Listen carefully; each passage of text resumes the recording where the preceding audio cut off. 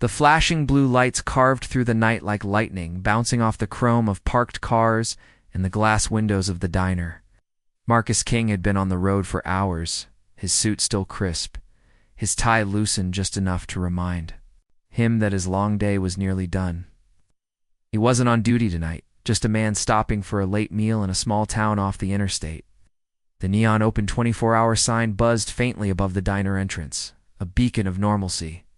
But before Marcus could even open his door, the quiet hum of the night was shattered by the screech of tires and the sudden, blinding glare of headlights slamming against his windshield.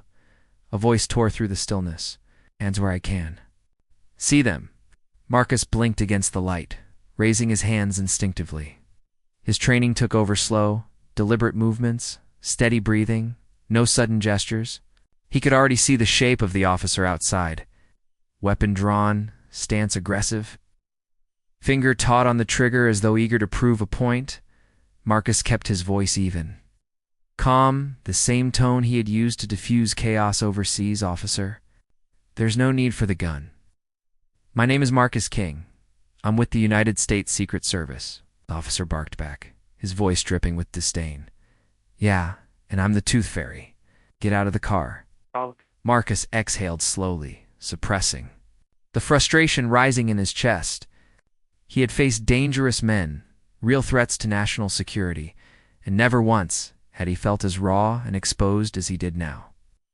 He pushed the door open with care, stepping into the cold night air with his palms raised high. The beam of the officer's flashlight cut across his face, and Marcus could see the sneer forming beneath the brim of his cap. "Secret Service, huh?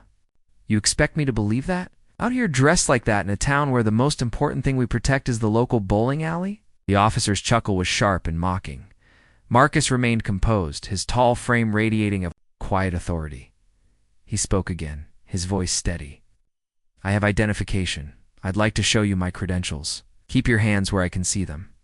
The cop barked, pressing forward, the barrel of his gun now only feet away from Marcus's chest.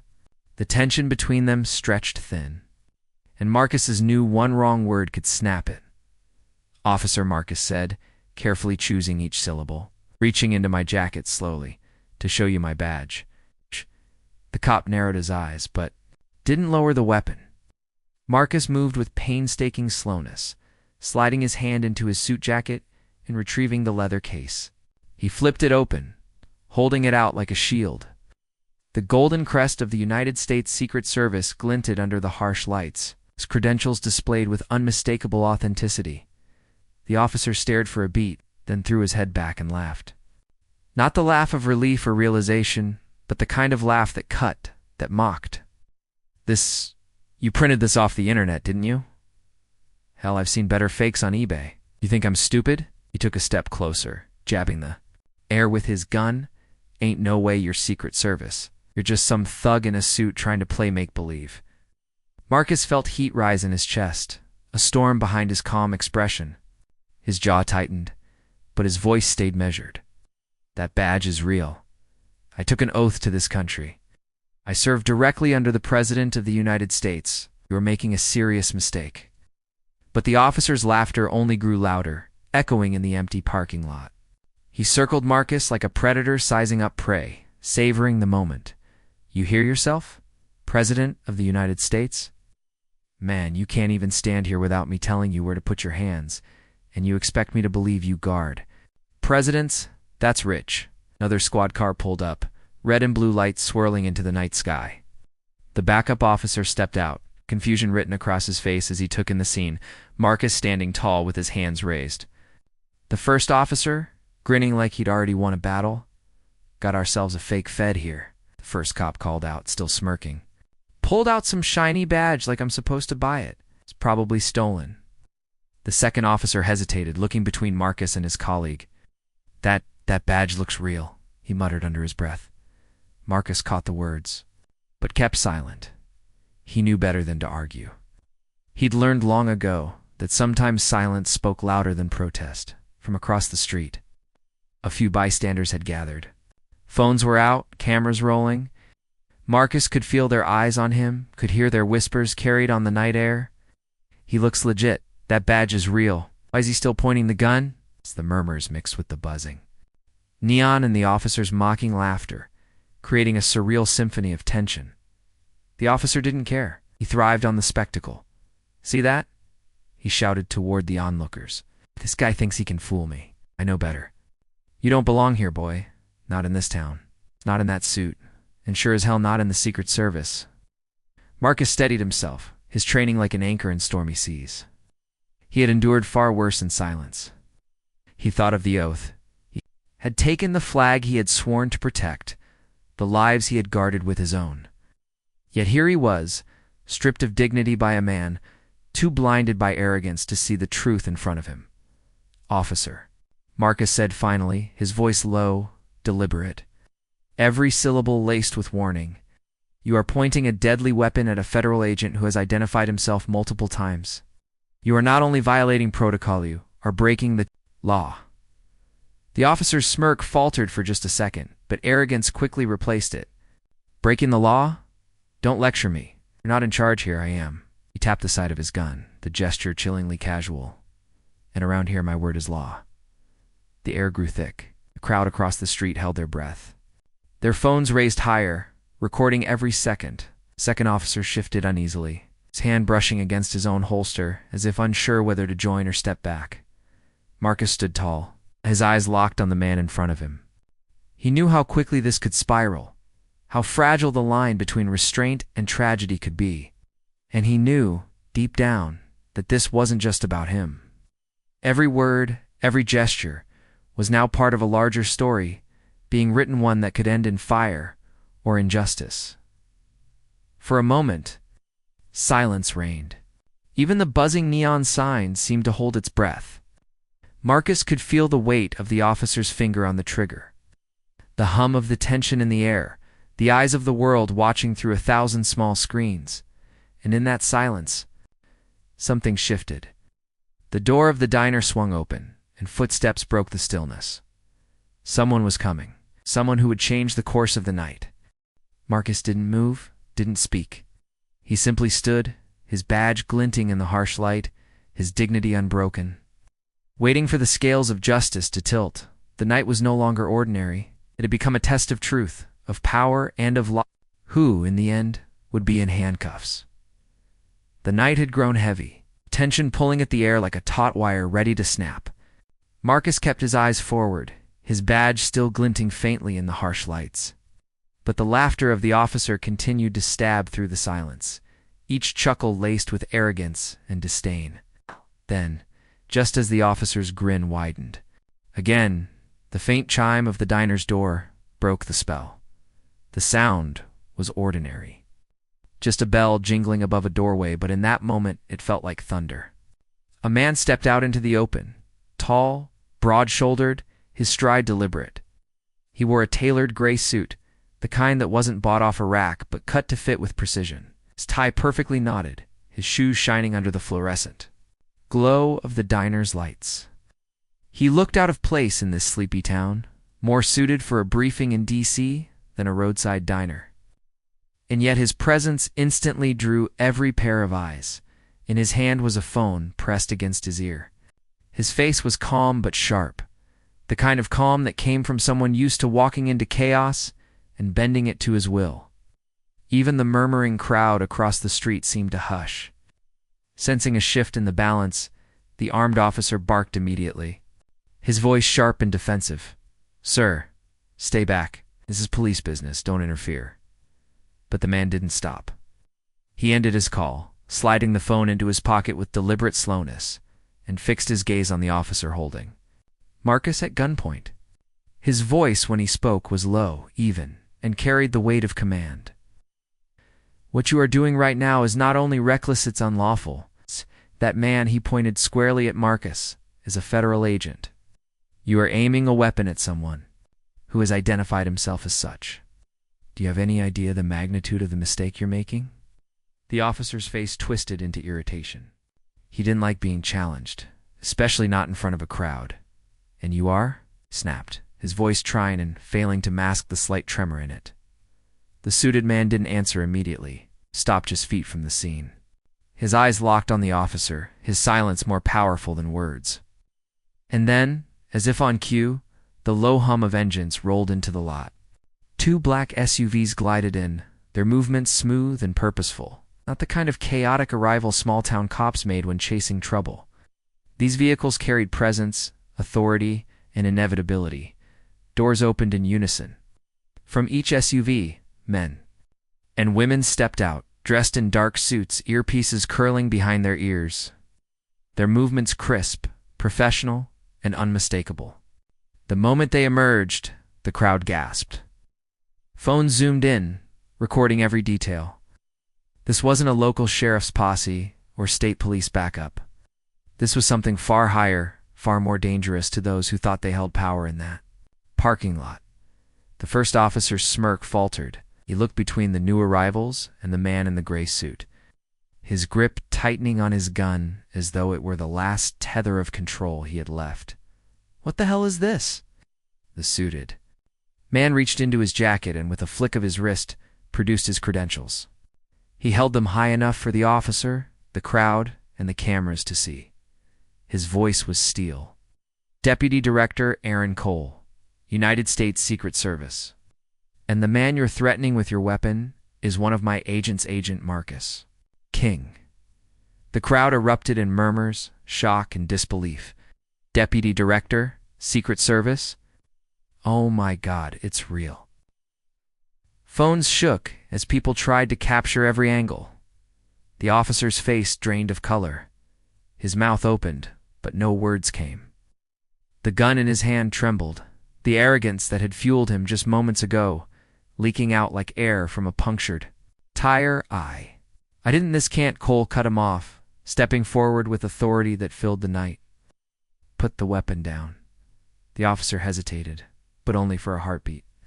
The weight of the earpiece-wearing agents closing in, the stares of the recording crowd, and the steady, piercing eyes of Cole pressed against him like a 1,000-pound stone. Slowly, reluctantly, he lowered his weapon, his arm shaking as though the act itself cost him strength. The second officer, the one who had arrived minutes earlier, looked frozen in place. His hand hovered near his holster, his face pale. "Deputy Director, sir, we didn't know. You didn't know because you didn't listen," Cole snapped, his tone sharp enough to slice through steel.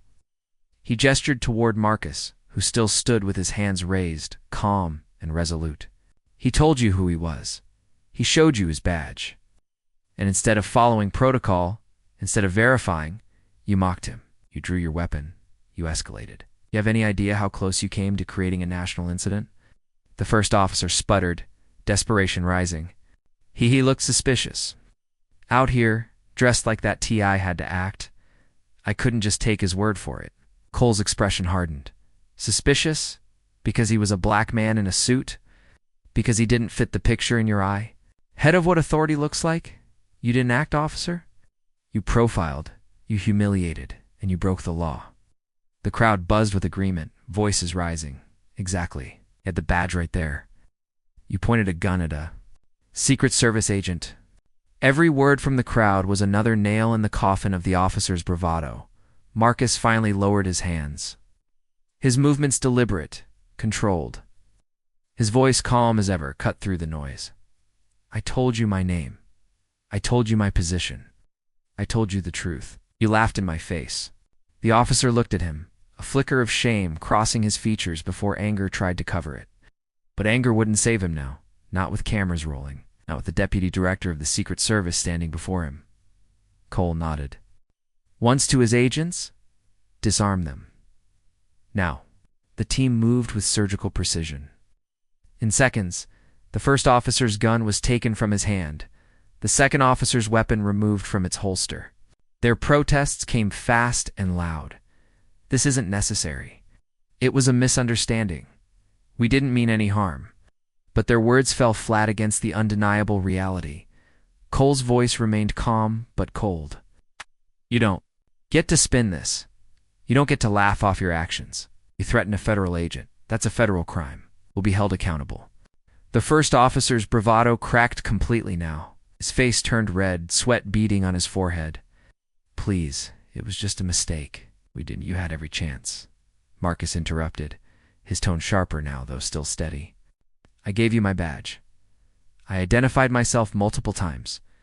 You chose arrogance over protocol, mockery over respect, a gun over reason, and now you face the consequences.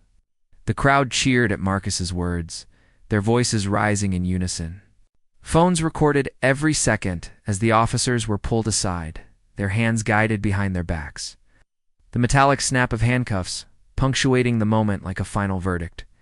The first officer struggled weakly, his voice trembling. You can't do this. I'm the law here. Cole stepped closer, his eyes narrowing. Not tonight. Tonight the law caught up to you. The sound of the cuffs locking was deafening in the silence that followed. The officer who had once mocked. Marcus now stood shackled, his smirk gone, his authority stripped away in front of the very crowd he had tried to impress. The irony was sharp, almost poetic. Minutes ago, Marcus had been the one with his hands raised, his dignity tested. It was the officer standing in chains, his arrogance crushed under the weight of the truth. The SUV's doors swung open, waiting. The officers, once symbols of unchecked authority in their small town, were escorted toward them like criminals, their protests drowned out by the crowd's chants of justice, and through it all, Marcus stood tall, silent but unbroken, his badge shining brighter than ever under the flashing lights. The night had begun with humiliation, with laughter at his expense. But as the crowd recorded as justice played out in real time, Marcus realized something profound.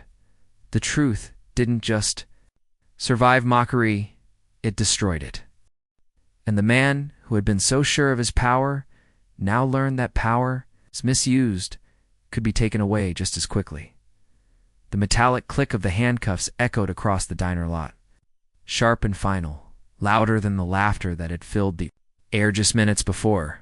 For Marcus, the sound was not merely the restraint of two officers, it was the shattering of arrogance. The snapping shut of a chapter that could have ended far darker. He stood there, shoulders squared, his breathing calm, though his chest still carried the weight of the moment. The flashing lights painted the night in pulses of red and blue, each flicker illuminating the irony of what had just transpired. The hunter had become the hunted. The mocker had become the mocked. The crowd across the street erupted with shouts, some clapping, others cheering, while phones captured every angle, every second. That's what you get, one man yelled. You thought you were above the law, cried another. The chorus of voices was a kind of justice of its own, a collective witness that ensured this story would not vanish into silence. Deputy Director Cole turned to Marcus, his expression stern, yet tinged with a quiet pride. He rested a firm hand on Marcus's shoulder, grounding him. You handled yourself with restraint, more restraint than most could have mustered. Marcus gave a small nod, though the truth in his eyes told a deeper story. Restraint was all. I had, he said softly. Cole studied him for a moment, understanding the weight behind those words. He had seen it before, the unspoken reality that for some restraint wasn't just professionalism, it was survival. Then he glanced back at the officers being led toward the SUVs. Their protests were growing desperate now, their earlier arrogance disintegrating into frantic pleas. This isn't fair. We didn't know, the first officer shouted, his voice cracking. We were just doing our jobs. The second officer tried to echo him. He didn't show, he didn't, but their words were cut off as the agents guided them into the waiting vehicles, their cries muffled by closing doors. The crowd jeered louder, their phones raised higher, documenting the sight of two local officers being driven away by federal agents. The irony wasn't lost on anyone. Marcus finally lowered his hands completely, rolling his shoulders slightly to release the tension. He wasn't smiling. Victory wasn't the right word for what had just unfolded. He had been humiliated, threatened, mocked all for carrying out the life he had dedicated to protecting his country. There was no joy in watching the officers cuffed. What he felt instead was vindication, quiet and heavy. Cole turned back to him. The cameras are rolling. This will spread. When it does, it won't just be about you. It'll be about what you stood for in that moment. Marcus exhaled, his gaze shifting toward the sea of glowing phone screens. I didn't stand for anything special, he said. I just refused to bow. And that, Cole said, his voice firm, is exactly what people need to see. A young woman in the crowd called out, Agent King, are you okay? Her voice trembled with sincerity. Others echoed her, questions flying. Do you want to press charges? What happens next? Are they really going to jail? Marcus didn't answer immediately. It wasn't a man who sought the spotlight. His work had always been behind the scenes, protecting others, living in the shadows so others could stand in the light. But now, unwillingly, the spotlight was on him. He finally called back, his tone clear and steady. What happens next isn't up to my it's up to the law. The crowd erupted in applause, their cheers echoing off the walls of the diner. The irony wasn't lost. The law, twisted by prejudice moments ago, was now being restored by the very man it had tried to undermine. Inside the SUVs, the officers sat in silence, their earlier protests fading as reality set in. The first officer stared out the window, his jaw tight, the mocking laughter that once echoed through the lot now a distant memory. The second officer slumped slightly, eyes darting to the crowd, to the cameras, to the undeniable truth that their actions would not be buried.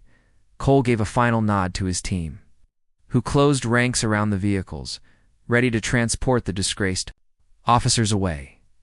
Then he turned back to Marcus. Let's get you out of here. You've done enough for one night. But Marcus didn't move just yet. He glanced around the lot, the diner glowing softly behind him, the crowd buzzing with energy. The flashing lights of justice still piercing the night. He let it all sink in.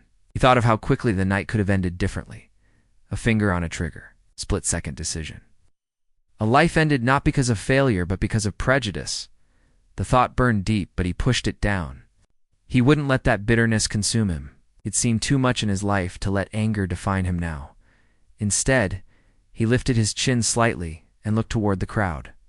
Tonight wasn't about me, he said, his voice carrying across the lot.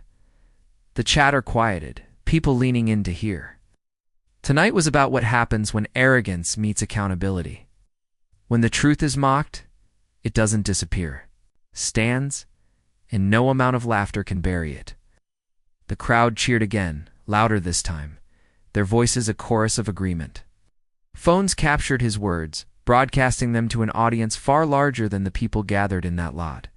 Cole gave him a small smile, rare and fleeting, before gesturing for him to follow. Together, they walked toward one of the SUVs, the crowd partying respectfully as they passed. Some reached out to pat Marcus's shoulder, others called out words of thanks. For once, Marcus allowed himself to accept their gratitude. It endured. Humiliation? Yes. But he had also embodied resilience. As the SUVs began to pull away, carrying the disgraced officers into the night, the crowd's voices rose in unison.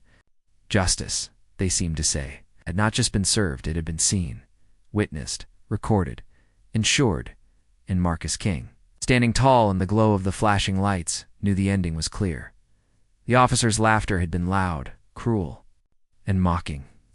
But in the end, it was silenced by the sound of his own cuffs. That was the last sound that mattered.